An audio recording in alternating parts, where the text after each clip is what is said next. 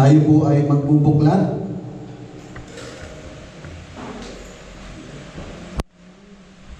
Sa aklat po na Philippians chapter 2 verse 5 hanggang 8. Philippians chapter 2 verse 5 hanggang 8. Sa New Testament po ito.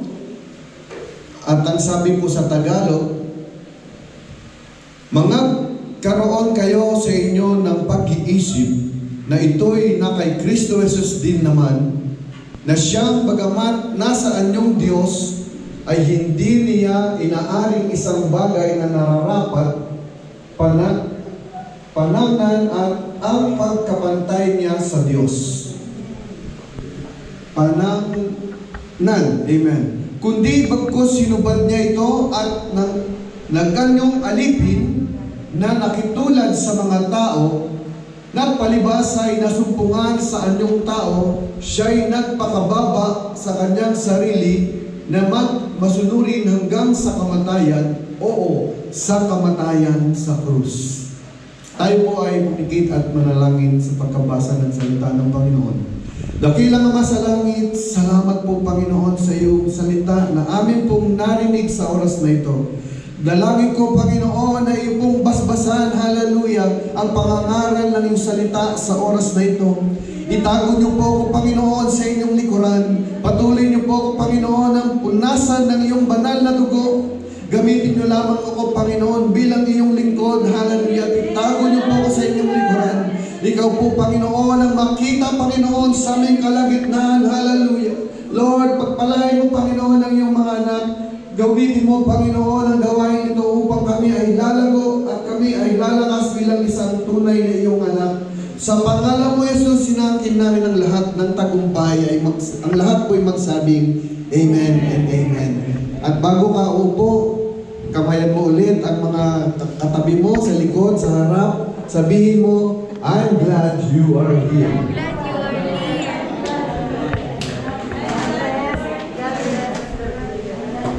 Praise the Lord. Amen. At malaya na po tayong makakaupo. Praise God. Sa mga bagong dating, ating binabati, yung mga hindi natin nag-greet. Ayan, nakita ko si Brother, ano pangalan, Sister Juliet?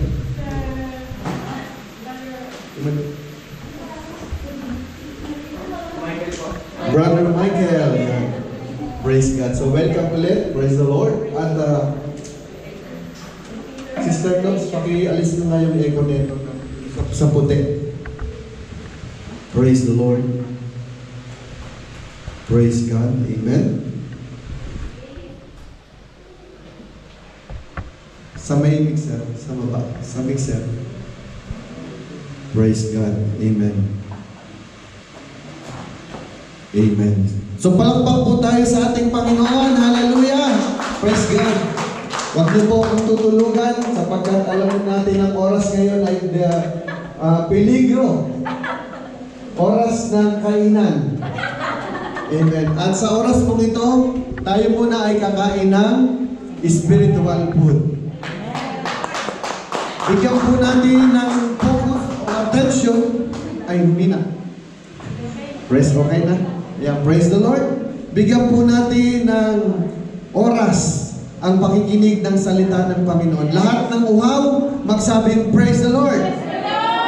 Lahat ng gustong pagpalain, sumigaw ng hallelujah. Hallelujah. Amen. Praise God. Buhay na buhay tayo. Amen. Amen. Praise God. At ang mensahe sa oras na ito ay bibigyan po natin ng pamagat na humble servant. Sabihin mo sa katabi mo, humble servant. Humble servant. Hindi kami nag-usap ni Sister Hanibi, parang pareho din. Praise God. Humble servant. Ang servant po ay sabi ng dictionary, sabi ni Merriam-Webster, a person who perform duties for others. Ganda. Ibig sabihin, yung tao na nagbibigay ng serbisyo o trabaho sa kapwa. Especially a person employed in a house or domestic duties or as a personal attendant. Katulad po natin, tayo po ay employed sa ating po mga amo. Amen. Ano po ang ginagawa natin sa amo? Nagsiserve. At habang tayo po ay nagsaserve, meron po tayong sweldo. But ang pag-uusapan po natin, mga kapatid, a humble servant. Minsan, mga kapatid, tayo, nagtatrabaho na sa amo pag matagal na, mas mataas pa tayo sa amo natin, di ba? Sinisigawan pa natin ang amo natin. Pero tayo ang pinapasakot. But sa umaga o tanghaling ito, mga kapatid, a humble servant ang ating pong pag-uusapan. Sa Israel, mga kapatid, ang ibig sabihin ng mga servant, ito po yung lower than others. Sa bansang Israel, nung panahon nila, kapag servant ka, ibig sabihin ka yung pinakamababa na uri ng tao sa lipunan. Yung wala kang pinag-aralan o yung wala kang kaalam-alam, kaya ikaw ay nilagay doon sa servant position. Ang mga servant ay tinitingnan ng mga Israelites noon na mababa lang sa kanila. Wala silang karapatang magpaliwanag o sumagot sa kanilang mga Panginoon. Kasi ang tawag sa mga amo nila noon ay maliliit na Panginoon. Small God. Kaya yung mga small na letter, ayan yung mga small God. Pag big letter, yun yung Panginoon natin, mga kapatid. At sila po ay walang karapatan, ang gagawin lang nila ay sumunod. Just obey. Kahit na alam ng mga alipin o kabisado na nila ang kanilang mga trabaho, kapag inutos ng kanilang Panginoon, sila po ay susunod. Kapag sinabi ng Panginoon, huwag ka munang uupo dyan sa harap, doon ka sa likod. At sila ay susunod sapagkat sila ay lower than others. Sila po ay dapat susunod sa kanilang mga Panginoon. A humble servant, we have seen Jesus as life giver. Minister to sinners. Siya po yung Lion of Judah, the Lamb, the King of Kings, the Lord of Lords, highest priest, and the greatest gift ever done mankind.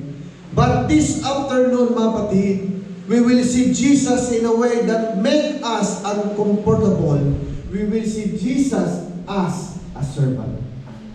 Titingnan natin ngayon ang ating Panginoon bilang isang servant o isang tagapaglingkod. Ang sabi po ng Mark chapter 10 verse 45, for even the Son of Man did not come to be served, but to serve and to give His life as a ransom for many. Sapagkat ang anak ng tao hindi rin naman ay hindi naparito upang paglingkuran. Hindi po siya pumunta rito, mga kapatid, para tawagin siyang mayaman o hari o matipuno. Nagpunta po siya rito sa lupa para maglingkod. Amen? At ibinigay ang kanyang buhay na pangtubos sa marami. Biruin niyo, mga kapatid, Diyos ng mga Diyos. Hari ng mga hari. Siya po yung tagapagpatawad ng mga kasalanan. Siya po yung Panginoon ng Panginoon. Ngunit, bumaba ang Panginoon dito sa lupa as a ransom for many. Ibinigay niya ang kanyang buhay para patubos sa marami.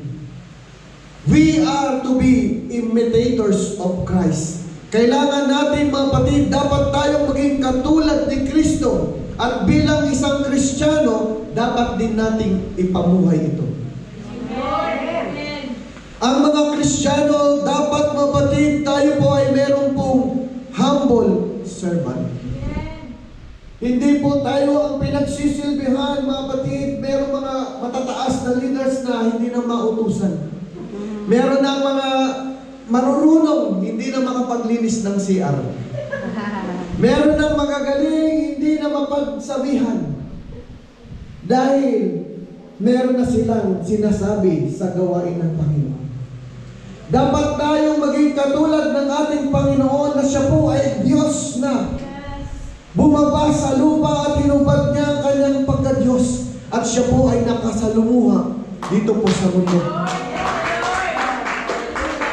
Ang sabi ng Philippians chapter 2 verse 5, your attitude should be the same as Christ Jesus. Kapag the same as Christ Jesus, ibig sabihin mga kapatid, meron pong pagmamahal. Meron pong pagpapakumbaba. We find that Jesus' motive is to become a servant. Bakit mga kapatid?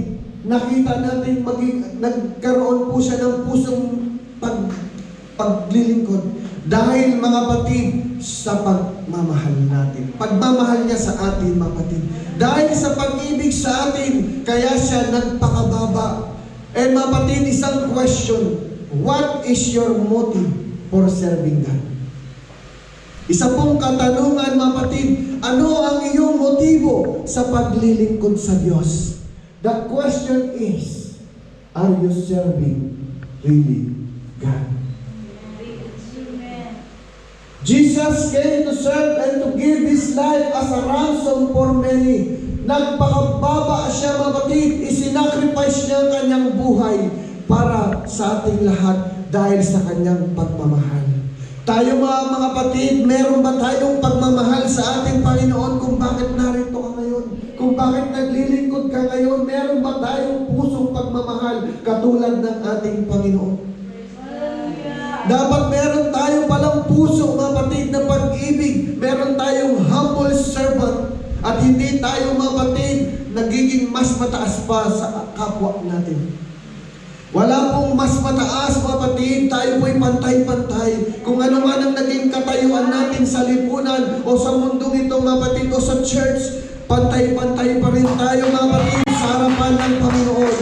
Siya po ang dapat nating itataas. In John chapter 13, we find Jesus giving the disciple yet another lesson in being a servant. Makikita natin dito na hindi lang nagsasalita o nangangaral ang Panginoon, ngunit ginagawa niya ito. She modeled it. Siya po mismo ang nagpapakita ng halimbawa habang siya'y nagtuturo. Sabi nga ng isang preacher, practice what you preach. Ang iyong pinapangaral dapat nakikita sa iyong buhay. Kung ikaw ay nagtuturo na ang dapat ganun din ang ginagawa mo. Kapag sinasabi mo, dapat marunong kang magpakumbaba, dapat sa sarili mo, nagpapakumbaba ka na. Practice what you preach. A humble servant. Gaano pa kaya tayong ordinaryong tao, mapatid? Kailangan nating magpakababa. Ang Panginoon mismo, mapatid, inalipusta, sinaktan, dinuraan, mapatid, Diyos na siya. Pero hindi siya, mapatid, gumamit ng kapangyarihan at sinalag niya sa kanyang kapangyarihan. Tinanggap niya ito, mapatid, dahil siya po ay nagpapakumbaba. Bilang nagkatawang tao, kailangan niyang magpakumbaba para tularan natin siya. In James chapter 4 verse 10, humble yourself before the Lord and He will exalt you. Mga pakababa kayo sa paningin ng Panginoon at Kanyang itataas kayo. Ang mga nagpapakubang baba, kapatid, sa harap ng Panginoon, yun lang po yung tinataas ng Diyos. Kahit na anong pilit natin mapatid na purihin ng mga tao, kahit na anong pilit natin sabihin na tayo ay magaling, kung tayo mga kapatid ay hindi marunong magpakumbaba, hindi tayo itataas ng Panginoon. Hayaan natin mga kapatid, ang Diyos mismo ang magtaas sa atin at magugulat tayo mga kapatid. Maraming makakakita sa atin na tayo po ay tinataas ng Panginoon. Kung marunong tayong magpakumbaba, ang Diyos na mismo ang magtataas sa atin. Kung sinasabi ng tao, wala kang alam, wala kang magagawa, hayaan mo sila. Huwag mo silang pakinggan sapagkat kapag ikaw ay marunong at natutong magpakumbaba, itataas ka ng Panginoon sa tamang panahon sapagkat kapag ikaw ay tinaas, walang makakapagpigil sa iyo. If God say yes, no one can say no. If God say yes, kapatid, walang makakapigil kapag gusto ng Diyos. Minsan, pinapangunahan ng mga Kristiyano ang Panginoon, Lord, ready na ako. Kaya ko na. Pero kapag ang Diyos ang nagsabi, anak, maghintay ka lang. In a proper time, gagamitin kita. Kapag natutunan na natin, mga kapatid, ang ganong espiritu, magkakaroon ka na ng humble servant. Kailangan nating malaman na kapag hindi pala tayo ready at hindi pa tayo gagamitin ng Panginoon, matuto tayong maghintay. Sa gawain po ng FPCI na obserbahan ko, marami po akong tinitingnan. Hindi po ako nagsasalita at sabi ko, pwede na ito si sister, pwede na ito si brother. Pero hindi pa ngayon. Iuhubugin pa siya ng Panginoon kapag siya po ay ginamit agad-agad, baka dumating ang time, hindi agad siya lalago. In a proper time, in the right place, doon siya gagamitin ng Panginoon in a mighty ways. Kapag siya po ay tumayo dito, magugulat ka na lang. Siya po ay gagamitin very anointed ng ating Panginoon kapag meron kang humble servant. As my personal experience, mga kapatid, nung ako po ay nagsimulang magdesisyon sa ating Panginoon, ang sabi ko, Lord, habang malakas pa ako, habang meron pa akong hininga, habang bata pa ako, Panginoon, magpapagamit na ako sa iyo, Lord, kahit na ako po ay mahina, kahit na ako'y sabihin nilang hindi magaling, magpapagamit ako sa iyo, Panginoon, sapagkat alam ko, in a proper time, itataas mo ako, Panginoon. At habang ako'y nagpapagamit sa Panginoon, namamalayan ko na lang na ako na pala ay tinalagang isang pastor ng Panginoon. Nilagay na ako ng Panginoon sa isang gawain o isang responsibilidad na napakalaking responsibilidad. Alam niyo mga kapatid, ang pagpapastor ay napakalaking responsibility. Kapag ang pastor, mga kapatid, nagkamali ng desisyon, malaking kasalanan sa ating Panginoon. Ngunit kapag ang mga membro nagkamali sa ating Panginoon, magre-repent lang siya, okay na. Pero ang pastor, kapag ang pastor ay nagkasala, nagkamali, siya po ay pag-uupuin ng Panginoon. At maaring baka hindi na siya makabalik pang maging pastor. Pero tayo, meron pa rin tayong chance kahit na paulit-ulit tayo nagkakamali. Hindi pa rin tayo dinidisqualify ng Panginoon dahil hindi pa tapos ang Diyos para sa atin. Gusto pa ng Diyos na tayo ay mabago. Kaya kapag tinaas na tayo ng Panginoon, mga kapatid, yung personal commitment natin, wala nang atrasan. Kapag tayo ay naglingkod na sa Panginoon at nag-response ka na at sinabi mo, Panginoon, ikaw na ang magiging Diyos at Panginoon ng buhay ko. Wala nang atrasan. Wala nang bawian sapagkat kapag sinabi mo, Lord, sa'yo na ang buhay ko, ibig sabihin siya ng magmamaneho ng buhay mo. Sapagkat dati ang nagmamaneho ng buhay natin, ang ating mga sarili. At lahat ng gusto natin gawin, nagagawa natin dahil tayo ang nagmamaneho ng buhay natin. Kapag gusto natin noon na gusto ko doon sa diskuhan, dadrive mo lang. At ikaw ay magdidisko na at padyak-padyak doon, pawis na pawis, tugtugan, at makakita ng chicks, inom ng alak, kamusta, hi girls, kamusta ka? Taga saan ka? Pagod na pagod. Yun ang drive natin. Pero pagkatapos pag-uwi natin, malungkot na naman tayo. Ngunit nung tayo ay nag-decide sa ating Panginoon, Lord, ikaw na po ang aking magiging Panginoon at sariling tagapagligtas, siya na po yung nagdadrive sa buhay natin.